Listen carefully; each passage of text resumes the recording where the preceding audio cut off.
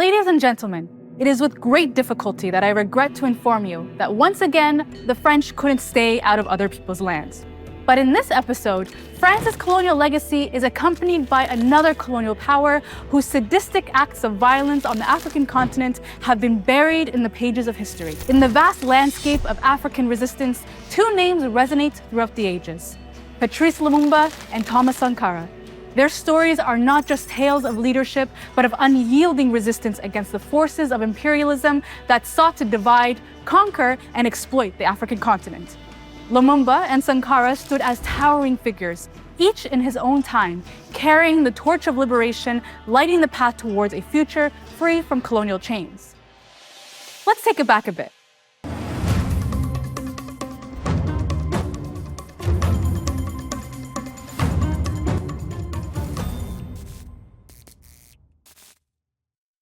The blazing sun in the colorless sky dissolves our sorrows in a wave of warmth. Its burning rays will help to dry forever the flood of tears shed by our ancestors, martyrs of the tyranny of the masters. And on this earth, which you will always love, you will make the Congo a nation, happy and free, in the very heart of vast Black Africa. In 1959, Lumumba ended his poem with a vision of a free and happy Congo, a land unburdened by the tyranny of its colonizers. This was the same year he was arrested for inciting anti-colonial riots against the brutal Belgian occupation of the Congo. It's one thing to fight an enemy you can see, but what if that enemy wears a suit, smiles, and holds your fate in their hands? Born in 1925 in Honolulu in the Kasai province of the Belgian Congo, Lumumba's early life was a lesson in the injustices of colonial rule. As a postal clerk, journalist, and trade union organizer, he witnessed the inequality that kept his people in chains. This awakening fueled his journey into political activism, quickly becoming a leading voice for Congolese independence. Lumumba understood that the Congo's liberation was intertwined with the freedom of Africa as a whole.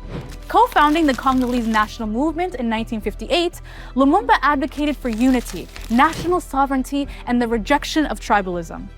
In May 1960, the MNC emerged victorious in the Congo's first national elections, and Lumumba was appointed prime minister. But when you aim for a free nation, you find yourself battling the entire world. Well, the colonial world. June 30th, 1960 was supposed to be a day of celebration, a moment when the Congo would finally break free from Belgian colonialism. But as King Baudouin of Belgium extolled the virtues of his nation's civilizing mission, Lumumba was boiling inside. Though he wasn't scheduled to speak, Lumumba knew he couldn't let this moment pass. He took to the podium and delivered a speech that would resonate across the continent. Lumumba's words were a scathing indictment of colonial brutality. He declared that the Congo's independence was not a gift from Belgium, but a result of years of struggle and sacrifice by the Congolese people. His speech was a clarion call for African unity and dignity, a refusal to accept the narrative of the colonizers. When you speak truth to power, do not expect applause, expect resistance. Lumumba's tenure as prime minister was marked by relentless opposition, not just from within the Congo, but from powerful international forces. His efforts to nationalize the Congo's resources and reduce foreign influence put him at odds with Belgium and the United States. The secessionist movements in South Kasai and Katanga, fueled by Belgian interests, were designed to destabilize his government. Lumumba sought the help from the United States, but when that was denied, he turned to the Soviet Union, a move that sealed his fate. In September 1960, President Kasavubu dismissed Lumumba, sparking a power struggle that ended in Lumumba's capture and assassination in January of 1961. His body was dissolved in acid, an attempt to erase him from history, but his legacy was far from destroyed. Like they say, you can kill a man, but you cannot kill an idea.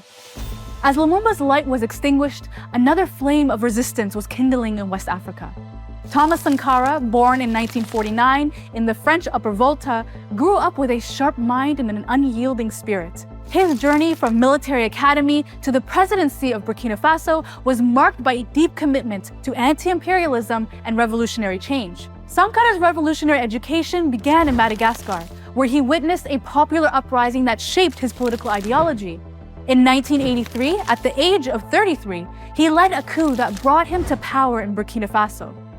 One of his first acts was to rename the country, casting off its colonial identity as Upper Volta and declaring it as the land of the upright people, Burkina Faso. Sankara's vision extended far beyond Burkina Faso's borders. He nationalized resources, championed women's rights, and rejected foreign aid.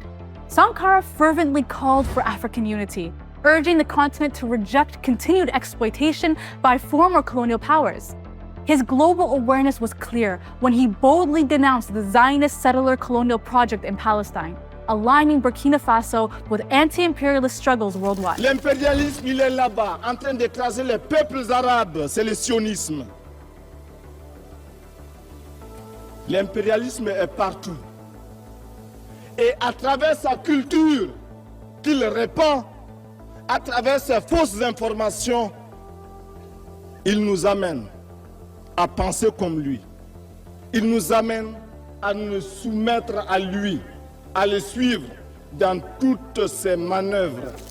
Yet, this fearless stance made him dangerous to those who benefited from the status quo. In 1987, his revolutionary journey was cut short when his closest ally, Blaise Compaoré, betrayed him in a coup supported by foreign powers, unsettled by Sankara's unwavering commitment to true independence. Lumumba and Sankara were emblematic of a new wave of African nationalism that directly challenged colonial powers' grip on the continent. Lumumba, in the heart of the Congo, disrupted the Belgian colonial machine, a machine that thrived on the brutal exploitation of the Congo's resources for decades. His call for true independence threatened Belgian interests and the broader Western agenda led by the United States during the Cold War. Sankara waged a war of structural reformation against French neocolonialism. By rejecting dependency on Western aid and empowering the people of Burkina Faso to take control of their own destiny, he set a revolutionary example that had the potential to ignite similar movements across the Francophone world and the wider global South. France, with its deep-seated interest in maintaining control over its former colonies, saw Sankara as a direct threat. Both leaders were unapologetically revolutionary.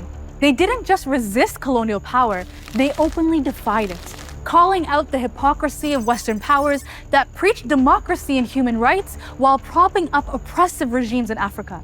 This defiance was intolerable to the imperialist powers of their time. The chilling similarity in how Lumumba and Sankara were dealt with underscores the lengths to which these powers would go to maintain their dominance.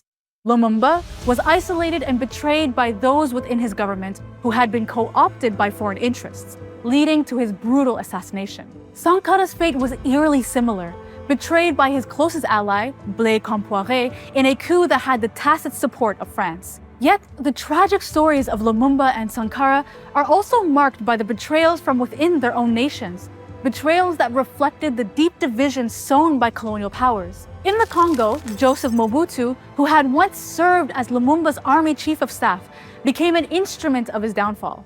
Backed by the CIA and Belgian interests, Mobutu presided over Lumumba's assassination and dismantled the anti-colonial policies that Lumumba had fought so hard to implement. In Burkina Faso, the betrayal was even more personal. Blaise Compaoré, once Sankara's closest friend and comrade, played a pivotal role in the coup that ended Sankara's life. With the implicit support of France, Compaoré reversed many of Sankara's revolutionary policies, steering Burkina Faso back into the orbit of neo-colonial influence. But despite their tragic ends, the legacies of Lumumba and Sankara have only grown stronger. Their deaths, intended to silence their voices, have instead amplified their calls for true independence, economic justice, and the rejection of neocolonialism. They have become symbols of resistance, not just in Africa, but worldwide, embodying the struggle against systematic oppression. Their bodies were obliterated, but their ideas continue to rise, carried forward by every generation that dares to fight for freedom.